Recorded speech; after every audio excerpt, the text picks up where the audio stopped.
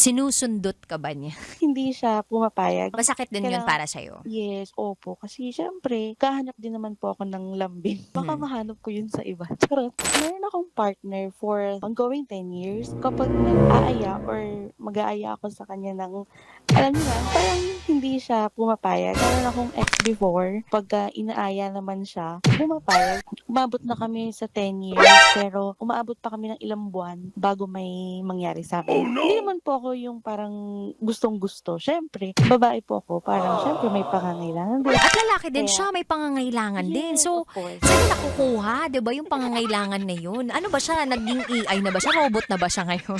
So, ano yung napag-usapan ninyo about it? Kumbaga, naging open na ba yung linya ninyo of communication? Ako, gusto ko siyang i-open.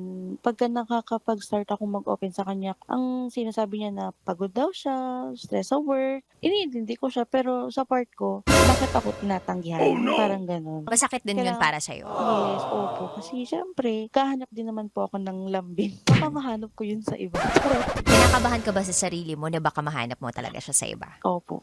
Siyempre mahal ko siya, pero ayoko naman umabot ayokong ifa-feel sa kanya na, "Sige 'pag ayaw mo baka sa iba ko na lang i-ano." Parang gano'n. Ayoko po Mhm. ng gano'n. Live-in ba Kasi kayo? baka yes po. Parehas kayo ng schedule sa work? Yes, opo. Sinusundo ka ba niya? Actually, sabay kami pumapasok. Pauwi tapos papasok sabay. Sinusundot ka ba niya? I mean sinusundo, hinatid sundo ka naman pala.